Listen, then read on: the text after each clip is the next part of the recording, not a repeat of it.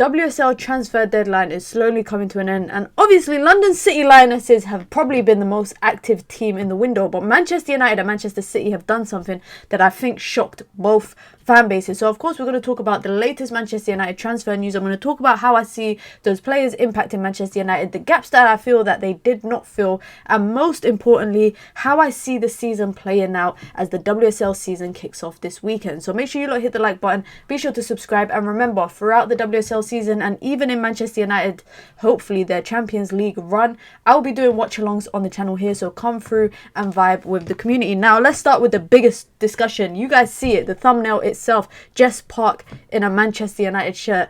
What the hell is going on, and what does that mean? It means that Grace Clinton has gone in the other direction. Now, as you guys know, Grace Clinton, coming into this season, or the season that's about to start, is entering her final year of her extended contract. Her contract ended last season, but obviously they triggered it. They picked up the one option that they had, and essentially I think Manchester United did not want a situation that already occurred with Mary Earps and Alicia Russo to probably happen again, where a major profile player, a good player, leaves and departs on a free.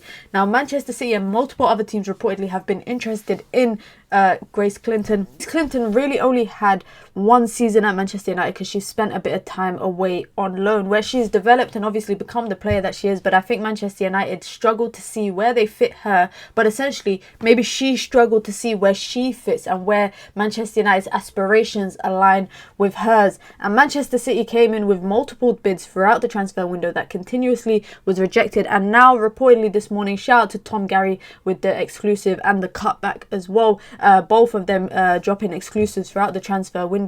They both confirmed that Manchester United and Manchester City were in talks for a player swap. It's been later confirmed that it's actually a cash situation. So Manchester United have agreed to send Grace Clinton for money plus Jess Park in return.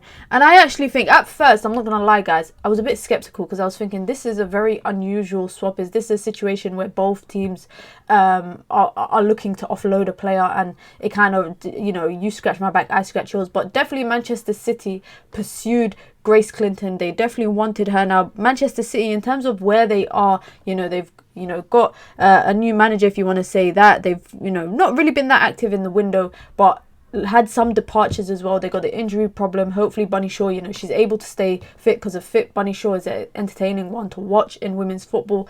But essentially I think Grace Clinton is someone that they feel that they can build their midfield around, whereas on the flip side, Manchester United have so many different midfield pieces. They probably wonder, where do they best see Grace Clinton fitting in? Now I remember when I went to St George's Park, which is home of England football team, and it was a Lionesses open day, and we had the opportunity to interview Grace Clinton, and Grace Clinton said at the time her preferred position was playing as a 8 or a 10, but she spent a lot of time playing as a box to box that season at Spurs on loan. I think she will be able to play there for Man City. Now in terms of Jess Park, I love Jess Park. I think she's such a good player, very small but tidy. She's neat on the ball, great dribbler, very good at link up play, very good playmaker as well, and I think she could potentially be the heir to the 10 position for Manchester United. And on top of that, she can play on the right as well. Now she has played at Manchester City, and obviously she was part of that England winning team at the Euros this summer, but I do think Manchester United got a quality player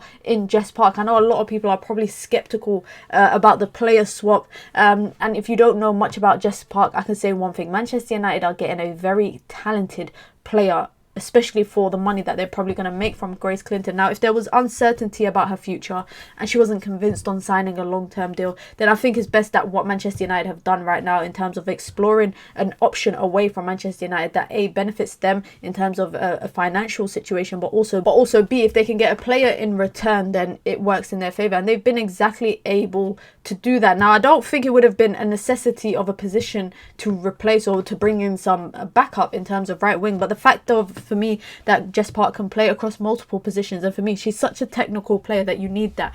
Grace Grace Clinton, excuse me, will probably do well at City. But I'm really excited to see what Jess Park has to offer at Manchester United. Let me know what you lot think about that move, guys, because I've been having conversations with everyone on Twitter over the last 8 or so hours, and everybody was a bit mind blown at first. But now I think people have warmed up to the idea of Jess Park at Manchester United, and it's going to happen because she's done her medical. All that's left is for both teams to sign on the dotted line. Next up, another player that Manchester United brought in. Actually, the first player of the window was Julius Zigiotti.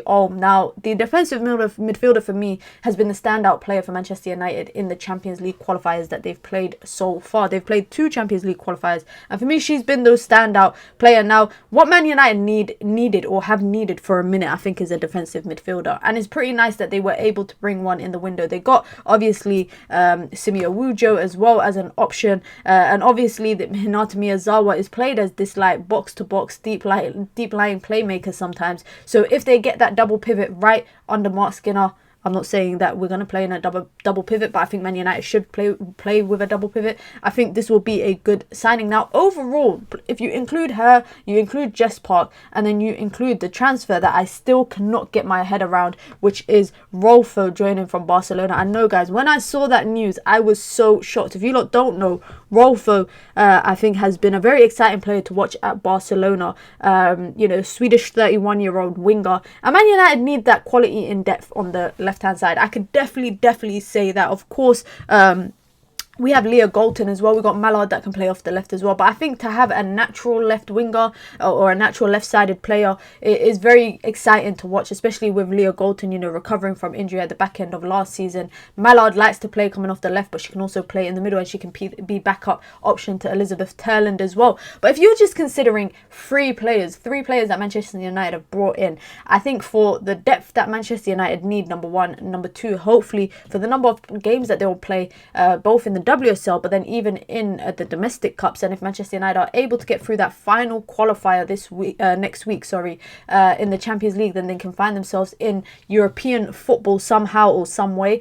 I think Man United have gone a bit light in the transfer window, I'm not going to lie. And in terms of departures, well, it's only really Aoife Mannion, the only outfield senior player that has left, outside of one other player, and obviously Rachel Williams has had her contract extended just for the experience she brings in, and also for the backup roles that she can play. Now, I'm not gonna lie, I've been a little bit underwhelmed with the window that Manchester United have had. Now, one thing that I always say is that in comparison to the previous time, when there's international football, and this is applicable in men and women's football, when there's international football, I do feel like the transfer windows after that tend to go a bit slow, and in the last week a lot happens. You guys see how active London City Lionesses have been since coming up, but also Chelsea are active as well as Arsenal.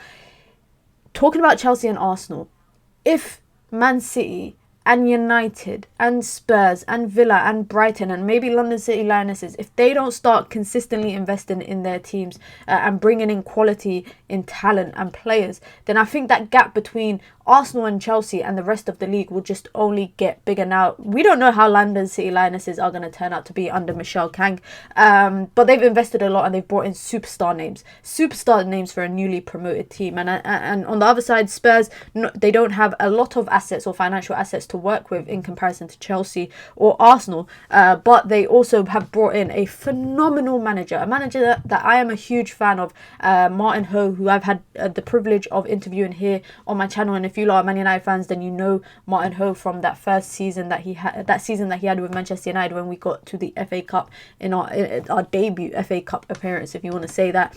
They brought in a good manager. Brighton recruit well, so do Villa.